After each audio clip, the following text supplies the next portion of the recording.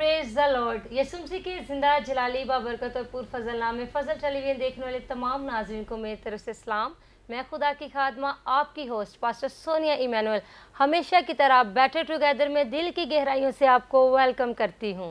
मैं खुदा का खादम पास्टर इमैनुअल नज़ीर आपको बेटर टुगेदर में खुशामदीद कहता हूँ और मैं उम्मीद करता हूँ कि आज के प्रोग्राम से आप तमाम जो फजल टीवी देख रहे हैं बरकत पाएंगे और आज के प्रोग्राम से भी बहुत कुछ आप सीखेंगे। आमीन आमीन, प्रेज द लॉर्ड। जी नाजरीन, हमेशा की तरह आज भी बहुत ही खूबसूरत टॉपिक आपके साथ शेयर करने जा रहे हैं और खुदावंद के कलाम के वसीला से यकीनन हमेशा की तरह आज आप बरकत पाएंगे और आप सीखेंगे कि हमें किस तरह मसीह में रहकर अपने आप को दुनिया के सामने पेश करना है। क्योंकि ज़िंदगी इंसान दो तरह की गुजारता है, एक अपनी मर्ज़ी से गुजार रहा था जो उसको अपनी बातें पसंद होती है, अपनी रविश के मुताबिक, अपनी सोच के मुताबिक ज़िंदगी बसर कर रहा होता है। लेकिन कुछ लोग वो होते हैं जो मसीह की नुमाइंदगी करते हुए ज़िंदगी बसर करते हैं। तो आज हम सीखेंगे कि हमने अपनी ख्वाहिशात में रहकर अपनी मर्ज़ी से अपनी ज़िंदगी बसर करनी है या मसीह की नुमाइंदगी करते हुए मसीह के मुताबिक अपनी ज़िंदगी को बसर करना है। पास्टर साहब, बहुत से लोग ऐसे हैं जी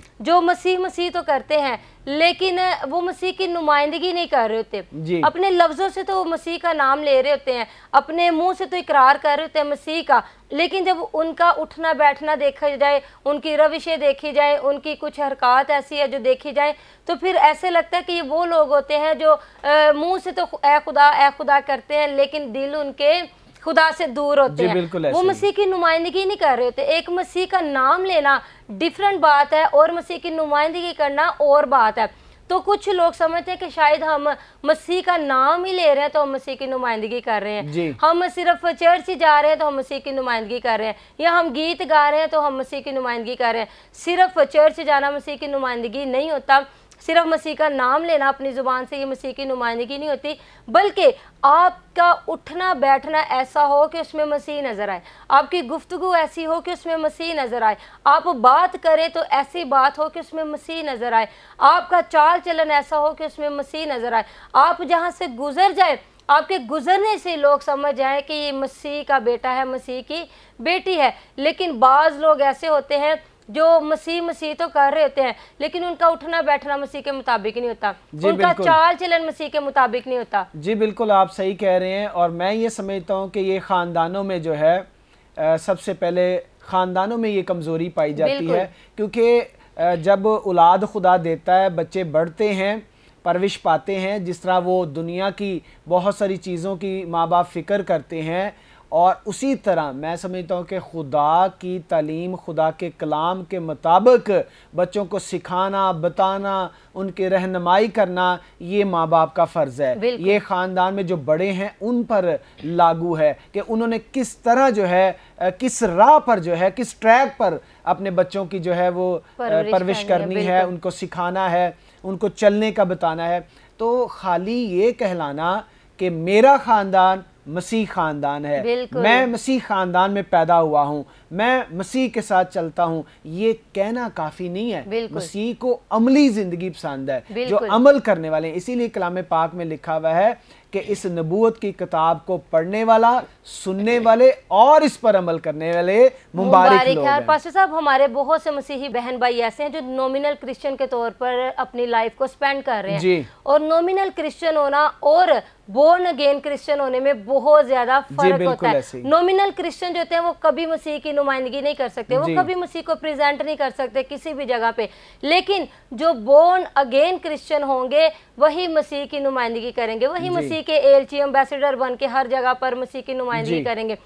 क्योंकि जो नॉमिनल क्रिश्चियन होते हैं, सिर्फ मसीही घराने में पैदा हो जाना ये मसीहियत नहीं होती। ये हम मसीही घराने में पैदा हो गए हैं तो हम मसीही हैं, सिर्फ ये मसीहियत नहीं होती। जब तक आप नए सिरे से पैदा नहीं हो रहे तब तक आप नॉमिनल क्रिश्चियन ही हैं। आप हकीकी मसीही तब बनते हैं जब आप मसीह में बपतिस्मा ले लेते हैं और मसीह को ओढ़ लेते हैं, मसीह को पहन लेते हैं, पुरानी इंसानियत को छोड़कर नई इंसानियत को अपना लेते हैं और उस नई इंसानियत में आप मसीह की पैरवी करना शुरू कर देते हैं, आप मसीह के एलची बन जाते हैं, मसीह की नुमाइंदगी करना शुरू कर देते हैं, फिर आप हकीकत में मसीही हैं। लेकिन अगर आप मसीह कर रहे हैं लेकिन मसीह की नुमाइंदगी नहीं कर रहे, मसीह को अच्छे तरीके से लोगों के सामने प्रेजेंट नहीं कर रहे, तो इट्स मीन कि यू आर नॉमिनल क्रिश्चियन। जी बिल्कुल, इसीलिए तो यीशु मसीह ने भीड़ में खड़े हुए ये बात कही थी कि ज़ुबान से तो तुम खुदावंद खुदावंद कहते हो, लेकिन तुम्हारे दिल जो हैं वो खुदावंद से दूर हैं। तो हम नाजरीन के सामने हवाला तलावत करेंगे कि खुदावंद के कलाम में, खुदावंद के जिंदा पाक कलाम में पौलुस रसूल की मार्फत 2 कुरिन्थियों उसका 5वां बाब और 20वीं आयत में हमें मसीह की नुमाइंदगी कैसे करनी चाहिए, हमें मसीह के नुमाइंदा बनकर ज़िंदगी बसर करनी चाहिए। और ये पौलुस रसूल खुद नहीं कह रहा, वो बड़ी खूबसूरत आगे बात कहेगा कि हम मसीह की तरफ से इल्तमास कर रहे हैं कि खुदा से मिलाप कर लो, मसीह के नुमाइंदे बन जाओ और खुदा से मिलाप कर लो। तो हम 2 कुरिन्थियों 5वां बाब और उसकी 20वीं आयत में देखेंगे, बस हम मसीह के एलची हैं, गोया हमारे वसीले से खुदा इल्तमास करता है, हम मसीह की तरफ से मिन्नत करते हैं कि खुदा से मिलाप कर लो। जो गुनाह से वाकिफ़ ना था उसी को उसने हमारे वास्ते गुनाह ठहराया, ताकि हम उसमें होकर खुदा की रास्तबाजी हो जाएं। खुदा उनकी जिंदा पाक कलाम का पढ़ा जाना, सुना जाना हम सबों के लिए खुदा की खास बरकत हो, खुदावन का शुक्र हो। आमीन।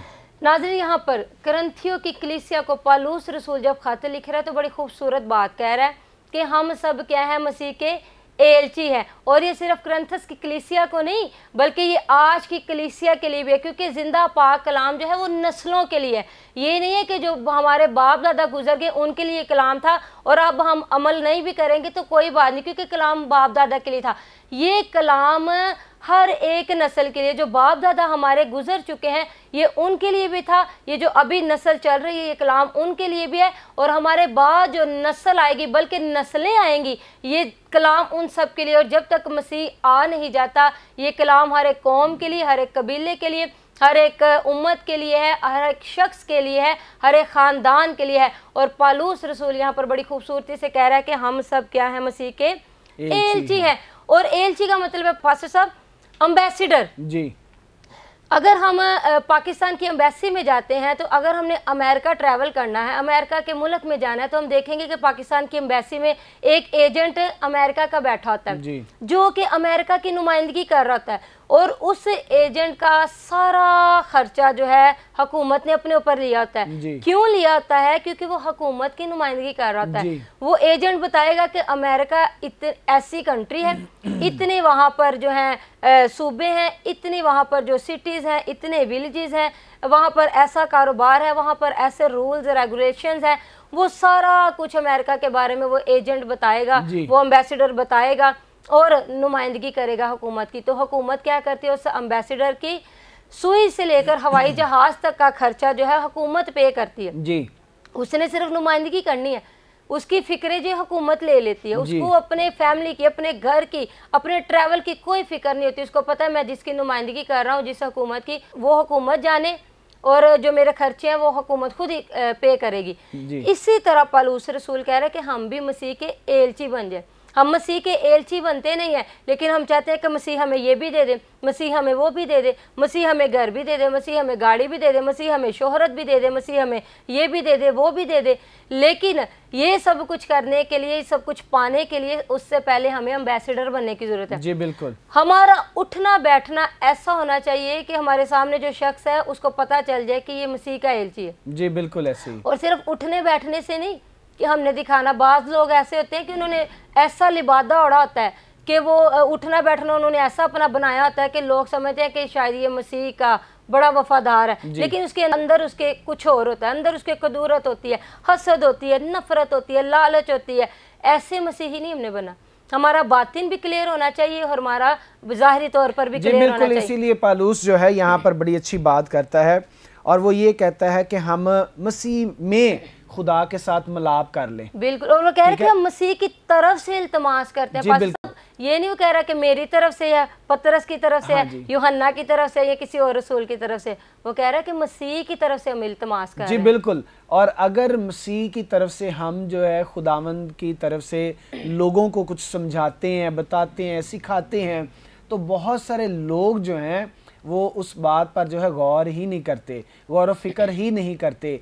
तो हमें जो है अपना काम जो है वो बड़े अच्छे तरीके से करना चाहिए, और इस तरह करना चाहिए कि हम खुदा को खुश करें, हम खुदा को खुश करें, क्योंकि खुदा जो है वो हमारी फिक्र करता है, खुदा हमारा प्रोवाइडर है, खुदा हमें सब कुछ मुहैया करता है और उसने हमें चुना है। तो जो खालिस लोग हैं, जिनका अपना मलाप जो है वो मुकम्मल मसीह में खुदा के साथ है, वो हमेशा इसी लगन में, इसी जुस्तजू में रहेंगे कि जिस तरह हम खुदा के साथ वफादार हैं, चलते हैं, खुदा के नाम को जलाल देते हैं, इसी तरह हम बहुतों को शामिल कर लें। और यही बात पौलुस जो है वो हर एक ईमानदार को सिखाता है। खाली बात कर लेना, मान लेना काफी नहीं है, उसके लिए अमल जरूरी है, प्रैक्टिकल जरूरी। जी बिल्कुल। और प्रैक्टिकल ये है कि हम दूसरों को सच्चाई से वाकिफ करवाएं, क्योंकि इब्लीस जो है जो इंसानों को गुनाह की तरफ लेकर आता है, गुनाह करवाता है, गुमराही में ले जाता है, गुमराह करना। बिल्कुल।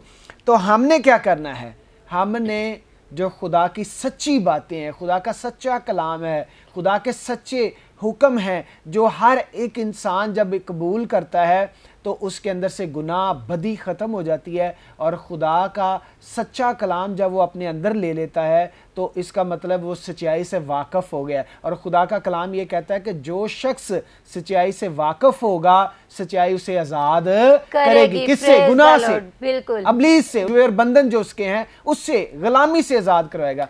सो खुदा का कलाम हमें जिस तरह सिखाता है, हमें अपने नज़रिए नहीं पेश करने, अपने तरीके नहीं पेश करने, हमने ये देखना है खुदा के कलाम का क्या तरीका है। बहुत अच्छी पास्टर साहब आपने बात की है। और बाज़ लोग ऐसे होते हैं कि जो मसीह के एम्बेसडर तो बने होते हैं, वो समझते कि हम बड़ा अच्छा कलाम सुना रहे हैं तो हम मसीह की नुमाइंदगी कर रहे हैं। जी हम तो कलाम सुनाते हैं तो लोगों की ज़िंदगी बदल जाती है, अपनी ज़िंदगी चाहे उसकी बदली हो ना।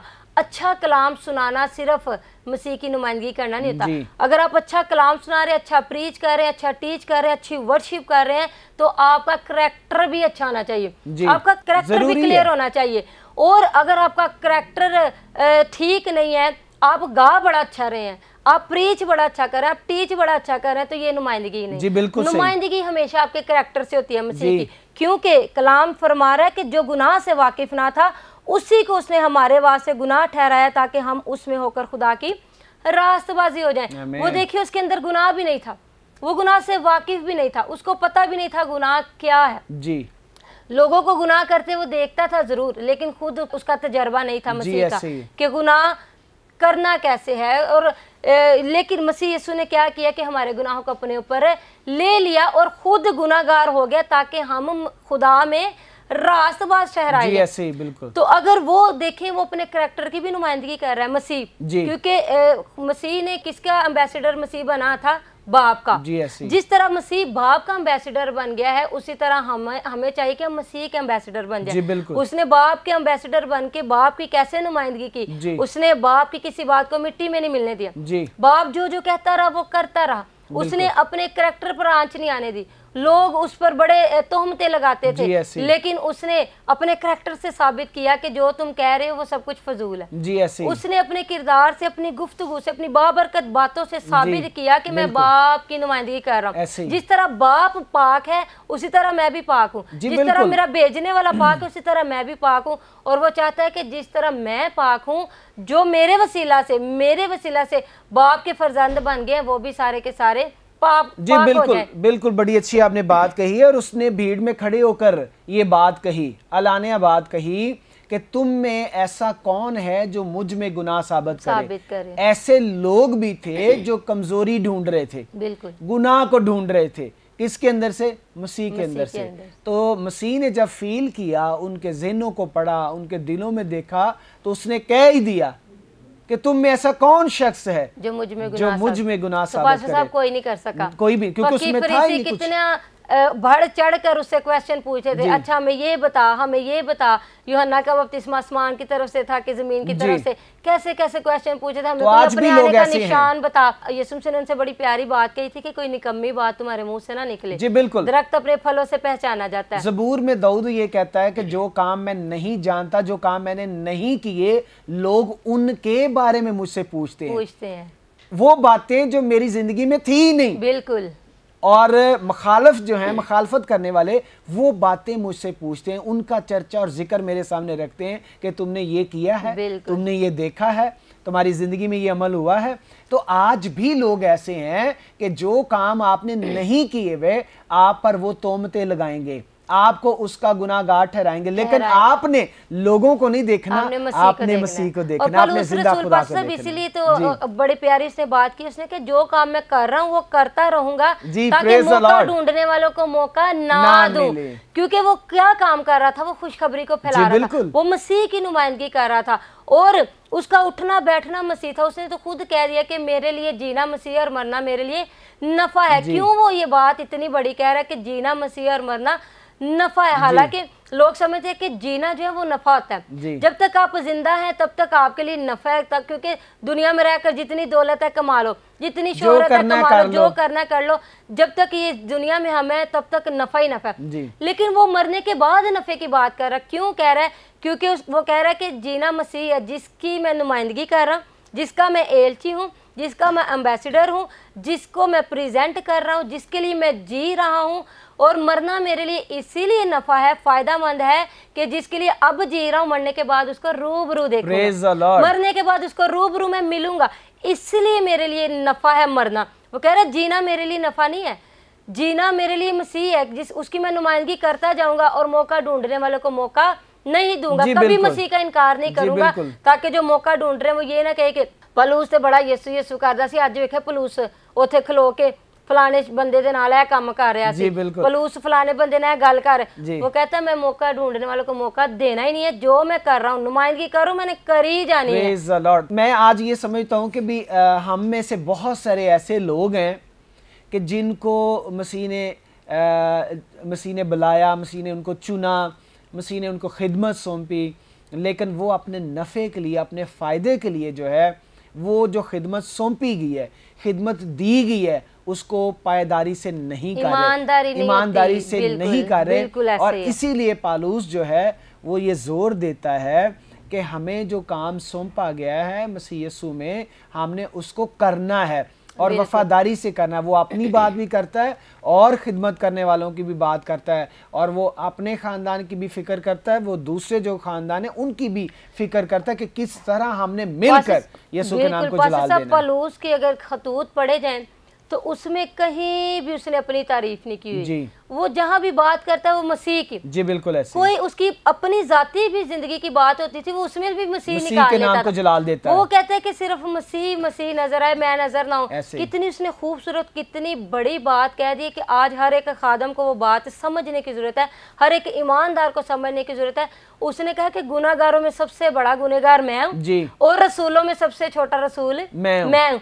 आज हर एक कहता है मैं बड़ा हूँ, बड़ा खादम मैं हूँ और गुनाहगार सामने वाला है। हाँ जी। लेकिन वो कह रहा है गुनाहगारों में सबसे बड़ा गुनहगार मैं हूँ और रसूलों में सबसे छोटा रसूल मैं हूँ। देखा जाए कि हालांकि वो सबसे बड़ा रसूल है, क्योंकि जो काम पलूस ने कर दिए, जो दुख पलूस ने सह लिए, वो किसी और नबी ने, किसी और शागिर्द ने नहीं सहे। पलूस ने मसीह के लिए अपनी जिंदगी वक्फ कर दी। वही पलूस जो मसीहियों को ढूंढ ढूंढ के मारता था, वही पलूस मसीहियों को खुदा के पास लेकर आया। वही पलूस गैर कौमों में जाकर मसीह की नुमाइंदगी कर रहा। बिल्कुल, एक वक्त था कि वो मसीह से दूर करता था लोगों को, एक वक्त है कि वो कह रहा मसीह के साथ ही रहो। हाँ जी। और फिर बाद में ऐसा वक्त आया कि वो जो है अपनी जान की भी परवाह नहीं करता और मसीह की खुशखबरी, मसीह से वाकिफ करवाने के लिए वो हर तरह का दुख और मुसीबत सहने के लिए तैयार रहता था। और पास्टर साहब ये देखिए, हमने सिर्फ खानदान में एक शख्स ने मसीह की नुमाइंदगी नहीं करनी,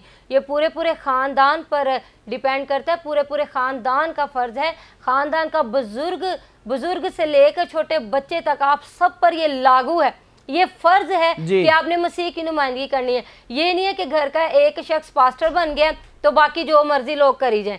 बाकी घर के मेंबर जो कुछ मर्जी करी जाए, वो पास्टर नहीं जो है वो कलाम सुनाना है, पास्टर ने गीत गाना है, पास्टर ने जगह जगह विजिट करना है तो वही मसीह की नुमाइंदगी कर रहा है, नहीं, बल्कि आप सब पर एज अ मसीही होते हुए आप सब पर फ़र्ज है, आप सब पर ये लागू है कि आप मसीह की नुमाइंदगी करें। और मसीह की नुमाइंदगी सिर्फ खादम ने नहीं करनी, मसीह की नुमाइंदगी सिर्फ खादमा ने नहीं करनी, मसीह की नुमाइंदगी सिर्फ रसूल ने, नबी, पैगंबर ने नहीं करनी, मसीह की नुमाइंदगी हर एक मसीही का फर्ज है, चाहे वो पास्टर है, चाहे वो आम जिंदगी बसर कर रहा है। अगर आप ईमानदार हैं, मसीह को कबूल कर लिया, नए सिरे से पैदा हो गए हैं, तो आप पर ये ड्यूटी लग गई है कि आपने उसके बाद मसीह की नुमाइंदगी करनी है।